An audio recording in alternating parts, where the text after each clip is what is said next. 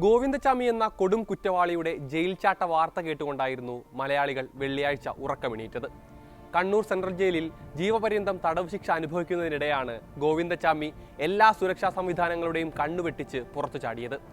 തുടർന്ന് പോലീസും നാട്ടുകാരും ചേർന്ന് നടത്തിയ ഊർജിത അന്വേഷണത്തിനൊടുവിൽ പിടിയിലായെങ്കിലും സുരക്ഷാ വീഴ്ചകൾ സംബന്ധിച്ച് വിമർശനങ്ങൾ ഉയരുന്നത് നിരവധിയാണ്.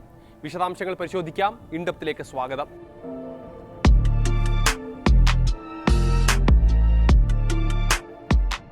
ഓടുന്ന ട്രെയിനിൽ വെച്ച് ഒരു പെൺകുട്ടിയെ പീഡിപ്പിച്ച് കൊലപ്പെടുത്തിയ 2011 കേസിൽ പ്രതിയായ ഗോവിന്ദച്ചാമിയെ കണ്ണൂർ സെൻട്രൽ ജയിലിലെ അതിസുരക്ഷാ ജയിലിലായിരുന്നു പാർപ്പിച്ചിരുന്നത്. വളരെ ആസൂത്രിതമായിട്ടായിരുന്നു അവിടെ നിന്നുള്ള ഗോവിന്ദച്ചാമിയുടെ ജയിൽ ചാട്ടം. 10ാം നമ്പർ ബ്ലോക്കിലെ സെല്ലിൽ കഴിഞ്ഞിരുന്ന ഗോവിന്ദച്ചാമി ആദ്യം സെല്ലിന്റെ കമ്പി അറുത്തുമാറ്റി. പുറത്തിറങ്ങിയ ശേഷം ജയിലിലെ ക്വാറന്റീൻ ബ്ലോക്ക് വഴി കറങ്ങി മതിലിനടുത്തെത്തി. തുടർന്ന് തുണി ചേർത്ത് കെട്ടി ഉണ്ടാക്കിയ വടം മതിലിന് മുകളിലേക്ക് എറിയുകയും അതുപയോഗിച്ച് രക്ഷപ്പെടുകയുമായിരുന്നു. പുലർച്ചെ 1:15 ഗോവിന്ദച്ചാമി ജയിൽ ചാടിയെങ്കിലും അധികൃതരുടെ ശ്രദ്ധയിൽപ്പെടുന്നത് രാവിലെ 5 മണിയോടുകൂടി മാത്രമാണ്. മതിലിന് മുകളിൽ തുണി കൊണ്ടുണ്ടാക്കിയ വടം കിടക്കുന്നത് കണ്ടപ്പോഴാണ് പോലീസ് സെല്ലുകൾ പരിശോധിക്കാൻ ആരംഭിച്ചത്.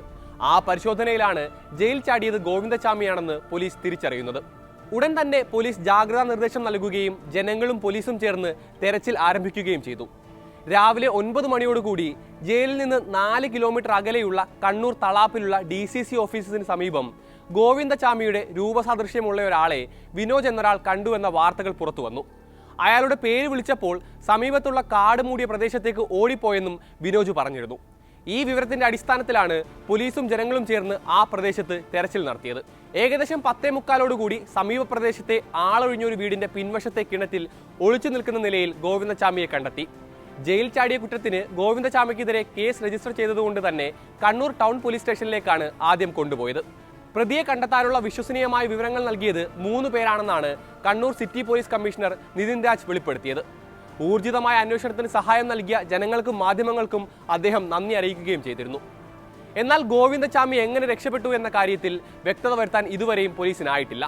സെല്ലിന്റെ കമ്പി മുറിക്കാനുള്ള ആയുധം എങ്ങനെ ലഭിച്ചു, ആരുടെയും ശ്രദ്ധയിൽപ്പെടാതെ അതെങ്ങനെ ചെയ്തു ഉൾപ്പെടെ നിരവധി ചോദ്യങ്ങളാണ് ഉയരുന്നത്. ആരുടെയെങ്കിലും സഹായം പ്രതിക്ക് ലഭിച്ചോ എന്ന കാര്യത്തിലും ഇതുവരെ വ്യക്തത വന്നിട്ടില്ല.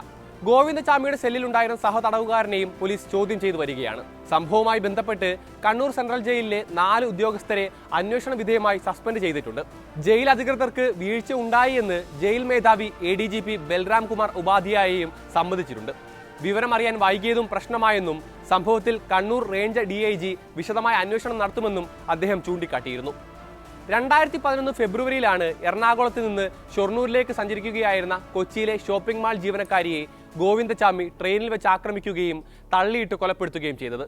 അംഗപരിമിതനായ ഇയാളെ 2012 വിചാരണ കോടതി വധശിക്ഷയ്ക്ക് വിധിച്ചിരുന്നു. പിന്നീട് 2016 സുപ്രീം കോടതിയാണ് ഇത് ജീവപര്യന്തമാക്കിയത്.